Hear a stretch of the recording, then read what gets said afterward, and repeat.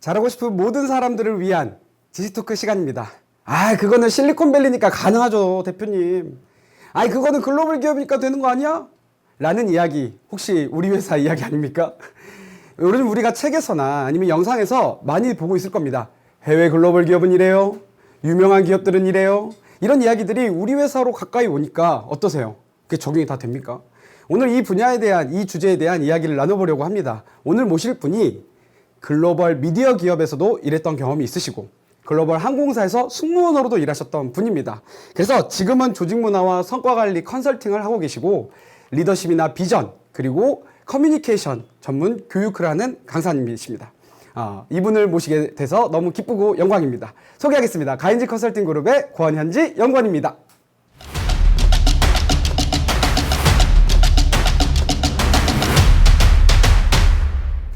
반갑습니다. 오늘 시청하고 계신 분들께 인사 한번 부탁드리겠습니다. 네, 반갑습니다. 가인지에서 교육과 컨설팅으로 사랑을 전하고 있는 권현지 선임연구원입니다. 반갑습니다.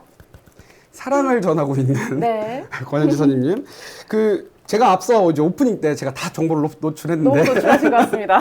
이 특별한 제가 개인적으로 느끼기에 좀 특이한 이력이 약간 승무원을 하시다가 경영 컨설턴트를 이제 하게 되셨어요. 맞습니다. 좀 이제 승무원을 하시다가 경영 컨설턴트를 하시면서 조금 그때 일했던 것들이 어떻게 조금 적용해서 지금 활약을 하고 계신지 좀 궁금합니다. 예.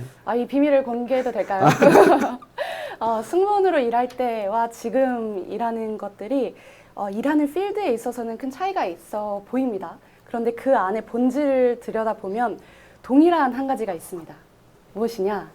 사람을 만나고 이해하고 읽는 과정이다라고 생각이 듭니다. 승무원으로 일할 때는 매일 수백 명의 새로운 사람들을 만납니다. 그런데 지금은 그래도 경영자와 직원분들 하루에 수십 명의 사람들을 만나는 것이죠. 근데 제가 승무원으로 일할 때 가장 크게 느꼈던 점이 사람들이 말하는 것, 소통하는 것 그 자체가 그 사람을 대변하는 건 아니겠구나 라는 것들을 생각한 적이 있습니다. 언제 그랬냐면 제가 하루는 영국 런던으로 비행을 하던 중에 처음 보딩할 때부터 유독 까칠하고 약간 예민해 보이시는 그 남성 승객분이 계셨어요. 키가 한 180 넘어서 엄청 큰 분이었는데 제가 어떠한 말과 서비스를 할 때마다 굉장히 까칠하신 거예요. 이분은 원래 그러시구나. 그냥 그걸 이해하고 오늘 일을 해야겠다라는 생각을 했는데 나중에 몇 시간이 흐르고 서비스가 마친 뒤에 여유가 조금 생겼습니다. 그래서 지나가다가 그분이랑 하필 눈이 마주친 거예요. 그래서 대화를 하다 보니까 그분이 어떤 상황이셨냐면 지금 본인의 나라에 가족들이 있는데 가족들이 급히 사고가 나서 아픈 상황인 겁니다. 그래서 일을 해외에서 하다가 급히 나라로 돌아가는 중에 그 비행을 타셨던 거였죠. 그래서 그 대화를 하면서 그 마음속에 이 아픔들과 지금 어떤 상황적인 어려움들을 듣고 지금 이분이 하는 말과 그 태도가 곧 그 사람을 대변하는 건 아닐 수도 있구나 라는 좀 깨달음을 가진 적이 있습니다. 그래서 요즘 현장에서 제가 경영자분들과 직원분들 만날 때도 지금 이분들이 말하는 그 이면에 이분들이 지금 겪고 있는 상황과 감정들은 무엇일까 이거를 읽는데 좀 많은 도움이 되고 있습니다. 우리가 어제부터 좀 이런 이제 키워드가 좀 나오는데 네. 본질이라는 맞습니다. 이야기가 좀 나오는데 필드는 달라졌지만 본질이 같다. 그쵸. 즉 그것은 사람을 만나고 이해하고 읽는 것이다. 네. 근데 그 안에서 그 과정을 통해서 우리가 이미 경험했고 학습했던 것들을 잘 적용하고 그 안에서 그 만나는 모든 사람들을 진심으로 대할 수 있는 네. 마음들이 계속해서 유지된다. 우리가 이제 많은 분들이 시청하고 계신 분들이 느끼시겠지만 내가 직업을 바꾸니, 내 일을 바꾸니 이런 관점에서만 바라보지 마시고 내가 만나고 있는 사람들, 내가 섬겨야 될 고객들, 내가 지금 함께하고 있는 동료들 이 관점으로 좀 더 바라봐도 좋겠다라는 이야기가 맞는 것 같습니다. 아주 탁월하십니다. 왜 갑자기 제 칭찬은 제가 앞서 말씀드렸어요. 실리콘밸리잖아요 그거. 네. 이거 사실 이 얘기 진짜 많이 듣거든요. 그쵸. 그래서 우리나라 기업 문화와 해외 기업 문화에 조금 차이점들이 몇 가지 있을 것 같아요. 맞습니다. 그런 관점들 조금 이야기해 주시면 너무 좋을 것 같네요. 맞습니다. 유튜브 영상에서도 외국과 우리나라 일하는 방식, 특히 미국과 일하는 방식의 차이, 이러한 것들이 참 많은 이렇게 좀 인기가 있습니다. 근데 그렇게 많은 차이점 중에서도 오늘 지식 토크는 고품격 지식 토크지 않습니까? 그래서 그 중에서 딱 세 가지만 함께 좀 살펴봅시다 하는 그 특징을 제가 좀 뽑아왔고요. 그래서 오늘 이 시간에는 그 세 가지의 특징과 더불어서 마지막 결론으로는, 이거 스포입니다. 마지막 결론으로는 그럼 우리 어떻게 일해야 됩니까? 우리는 한국인데요. 그래서 그 세 가지의 적용점까지 한번 나눠보겠습니다. 이런 스포 너무 좋습니다. 세 가지 들어보겠습니다. 네, 첫 번째는 많은 분들이 좀 아실 수도 있습니다. 좀 외국에서 한 번이라도 내가 좀 일해봤다, 혹은 그 문화를 좀 잘 알고 있다 하시는 분들은 많은 동의가 되실 텐데, 첫 번째는 이겁니다. 저맥락과 고맥락의 차이죠. 저맥락이라는 건 뭐냐면 그 사람이 말하는 그 텍스트 자체가 그 사람의 배경이나 어떤 맥락보다도 더 중요시하는 겁니다. 그래서 텍스트 자체가 이 사람을 정말 표현한다라고 볼 수 있는 것이고, 고맥락은 조금은 반대로 그 사람이 말을 하고 있는 그 텍스트 이면에 어떠한 맥락이나 배경을 조금 더 비중을 두는 문화라고 볼 수 있습니다. 뭔가 좋다 나쁘다 보다도 그냥 이 차이가 있다는 것인데, 제가 승무원으로 일하면서 처음 좀 충격을 받았던 때가 있습니다. 아, 이게 외국이구나 라고 느꼈던 때가 뭐냐면, 승무원이 일하는 그 비행기 안에서의 위계 질서도 있습니다. 첫 번째 가장 높은 쪽은 뭐라고 할까요? 조종사라고 하죠. 그분들을 이제 캡틴이라고 하면서 가장 높은 분들이고, 근데 그분들은 만나기는 쉽지 않습니다. 제가 실제로 일한 분들은 사무장, 부사무장 분들인데, 하루는 사무장이 저희 옆에서 동료들이랑 이제 얘기를 하고 있다가 이런 말을 합니다. It's too hot. 여기 너무 더워. 전 그 얘기를 듣자마자 한국인의 그 DNA가 나오면서 뭘 했느냐. 에어컨이 어디지?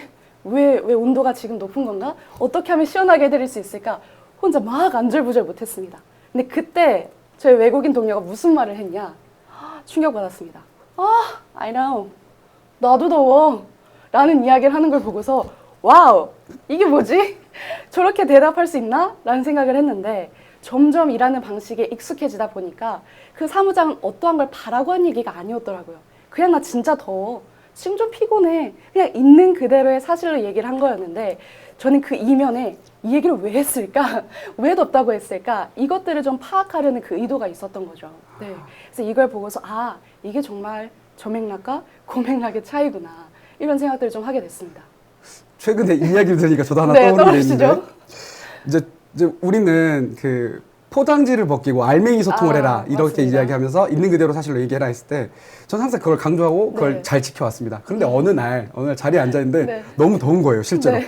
그래서 저도 모르게 왜 이렇게 더워? 이렇게 했더니 갑자기 옆에 있던 인턴 사원 한 분, 남자분이 벌떡 일어나더니 에어컨 키겠습니다! 이러는 거예요. 진짜로. 그래서 아니 무슨 소리야? 난 진짜 더워서 덥다 그런 건데. 아니 그러지 않고. 본부장님. 그래서 정말 진짜 그 자리에서 정말 우리의 일하는 방식과 원칙과 네. 이야기를 다 했고 저희가 설득하는 데 시간이 좀 걸렸습니다. 이게 이제 그쵸. DNA라고 아까 표현을 하셨는데 네. 남아 있어요. 저도 있습니다. 누군가 덥다 하면 일단 에어컨 켜야 되나? 그쵸. 선풍기 켜야 되나? 눈치를 보게 됩니다. 그렇죠. 이 생각이 좀 있는데 요거 좀 차이가 있네요. 이런 차이가 좀 있네요. 맞습니다. 그래서 외국에서 일하는 그 경험을 앞으로 하시게 될 분들이다 하면 그 말 이면에 저게 왜 말했을까? 그 화자의 의도를 굳이 파악하지 않으셔도 된다. 그냥 있는 그대로 사실로 받아들이시면 된다라는 이야기들을 좀 드리고 싶습니다.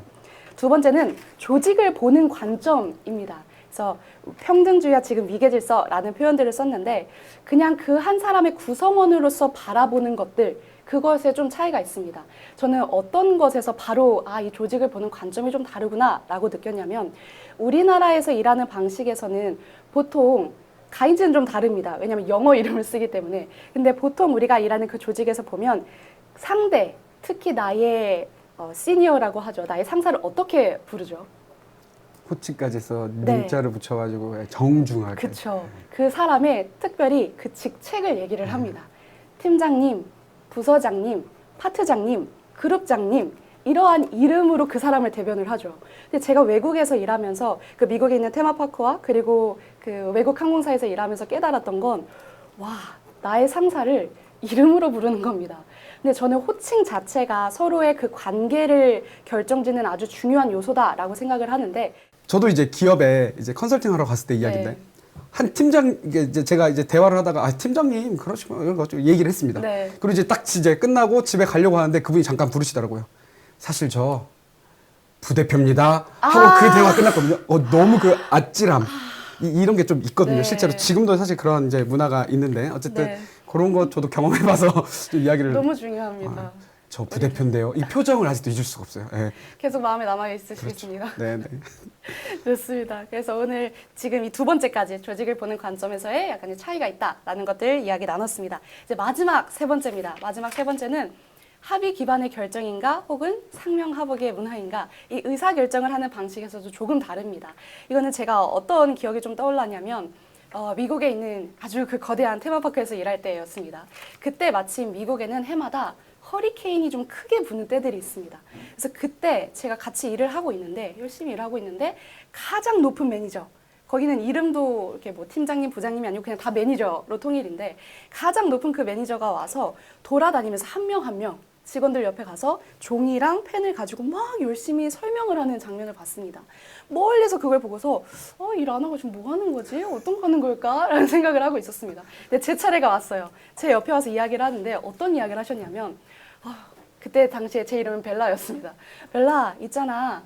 다음 주가 되면 허리케인이 엄청 크게 불 것 같아. 근데 그러면 모든 파크가 문을 닫고 모든 고객들은 다 리조트에만 있어야 돼. 그래서 이때 우리가 특별히 허리케인 크루를 좀 모집하려고 하는데 여기에 좀 동참해 줄 수 있겠어? 이러한 맥락들을 막 설명을 해주고 근데 이건 절대 강요가 아니야. 나는 너가 제일 중요하기 때문에 너의 안전에 맞게 좀 선택을 했으면 좋겠어. 그래서 지금 한 사람 한 사람 내가 컨택하고 있고 이것에 있어서 너의 의견을 편하게 말해줬으면 좋겠어. 근데 그 당시에 그 이야기를 들었을 때 야, 이걸 불러놓고 한 번에 모이세요 하면 될 것 같은데 한 사람 한 사람 이 바쁜 시간에 컨택을 하고 있다라는 것에 1차 놀랐고 2차 저의 반응은 이거 굉장히 자유라고는 했지만 또 저희 DNA가 있습니다. 자유가 아닌 것만 같은, 꼭 해야 될 것만 같은, 잘 보여야 될 것만 같은. 그래서 저는 괜찮으니까 허리케인 크루 참여하겠습니다. 라고 해서 그 일을 했던 기억이 나거든요. 그래서 그때 여기서는 하나의 의사결정을 내리는 것도 리더가 충분히 할 수 있는 그 권한과 책임이 있음에도 구성원들과 한 명 한 명 컨택하고 같이 이야기하고 토론하고 미팅하는 문화들이 있구나 라는 것들을 좀 처음 깨닫게 됐습니다. 네. 개인적으로는 또 떠오르시는 게 있으시죠? 너무 효율성 없다. 약간 솔직하게 이런 마음도 좀 들고 맞습니다. 모아놓고 그냥 야 이거 합시다 이렇게 그쵸. 하면 되는데 전 이게 마음이 편하거든요 사실은. 네. 근데 한 명 한 명의 의견을 들으면서 그 안에서 좀 참여의 자발적인 것도 그쵸. 좀 하고 네. 알겠습니다. 맞습니다. 그래서 우리나라에서는 이 상명하복 뭐 좋다 나쁘다 보다도 요즘 되게 우스갯소리로 돌아다니는 우리의 일하는 방식 중에 SSKK라고 있는데 혹시 아십니까? 처음 듣습니다.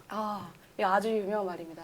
시키면 시키는 대로 네, 하라면 하라는 대로 그 말들이 있는데 여기서도 우리나라도 지금 조금씩 많이 변해 가고 있는 것들이 느껴집니다. 그리고 요즘 컨설팅 현장을 가도 구성원들이 지향하는 건 그 수평적인 조직 문화를 아주 지향하고 대표님들조차도 정말 많이 서로 그냥 이야기했으면 좋겠다. 나의 의견에도 충분히 좀 거부나 거절의 의사를 펼쳐도 좋으니 각자가 생각하고 있는 의견들을 말해달라라고 요구하는 현장들도 참 많아지고 있습니다. 그래서 이것에 약간의 그 비율을 맞춰가면서 리더가 충분히 의사결정을 빠르게 또 신속하게 내려야 될 때는 그것이 필요하고요.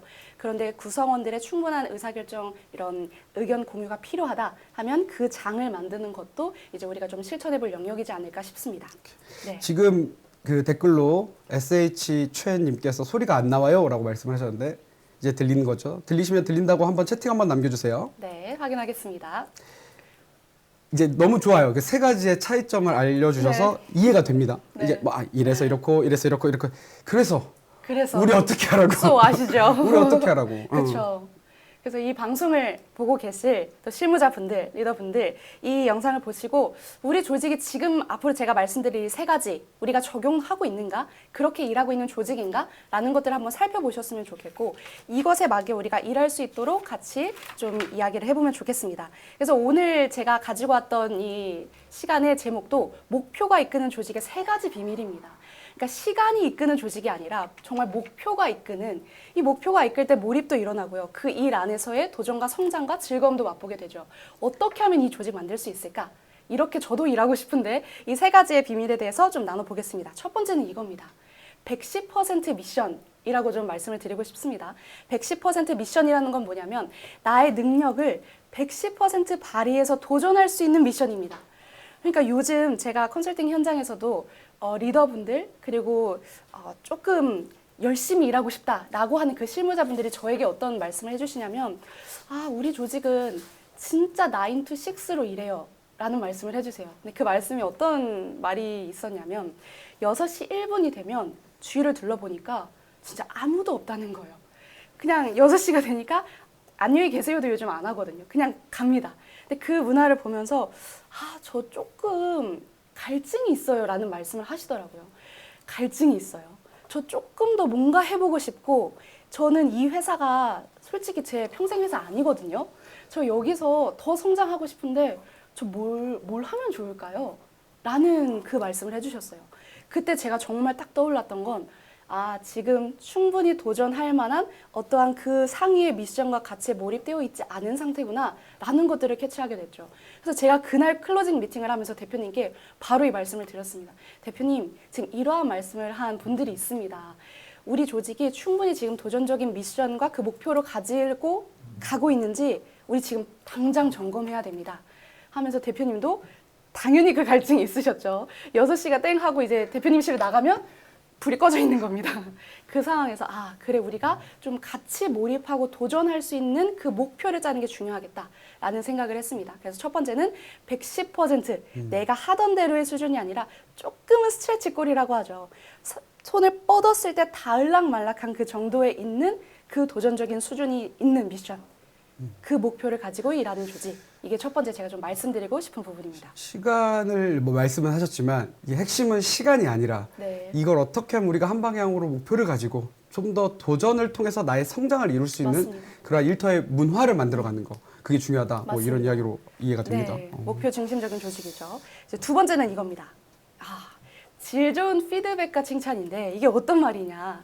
그냥 피드백이라고 하는 걸 좀 어떻게 느끼고 계십니까? 피드백. 조금 약간 이제 힘들죠. 네. 사실 마음속으로는. 좀 아프죠. 네. 근데 이 피드백이라는 건 누군가를 지적하기 위함이 아니라 사실 이것도 본질이 필요한데 피드백을 왜 주냐는 겁니다.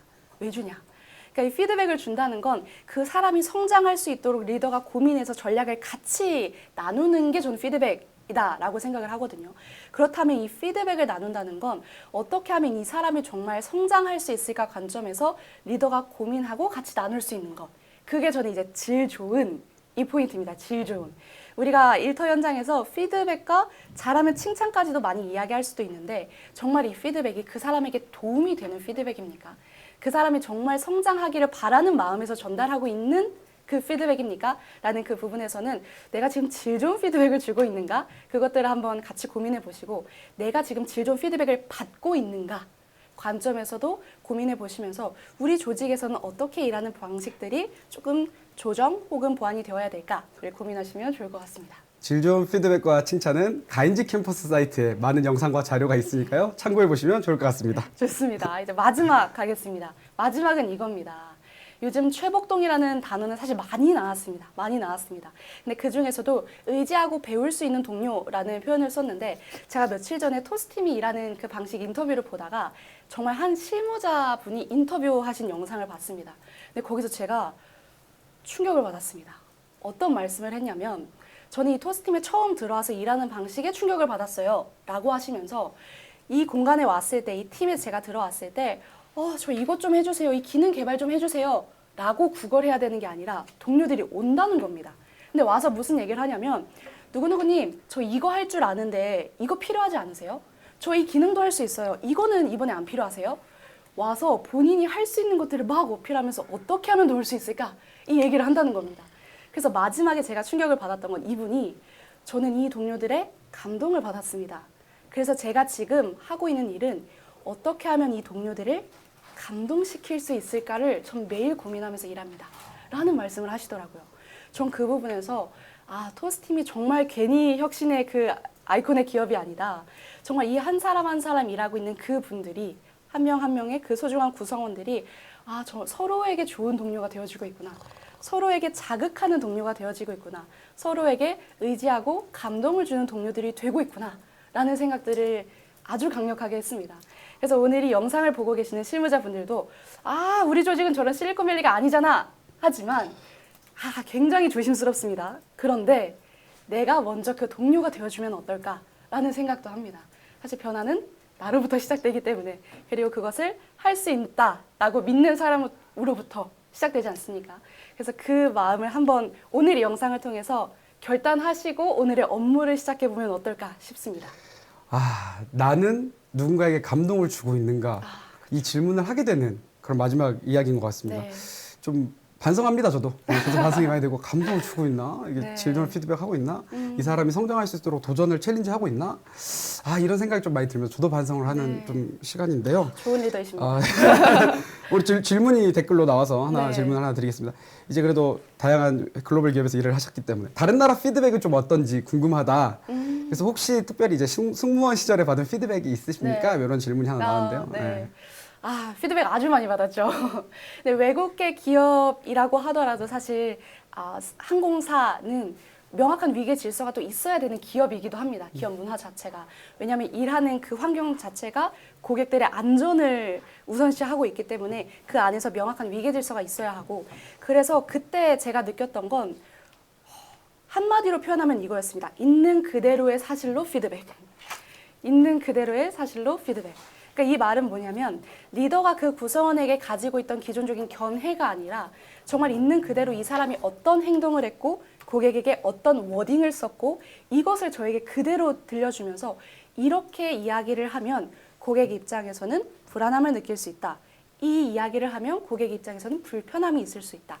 그래서 우리가 일하는 방식은 앞으로 이러한 표현을 쓰는 겁니다. 이러한 행동을 하는 겁니다. 라는 그 명확한 지침까지 주었던 피드백들이 참 많았습니다. 그래서 이것을 관통하는 핵심은 있는 그대로의 사실로 피드백하는 것.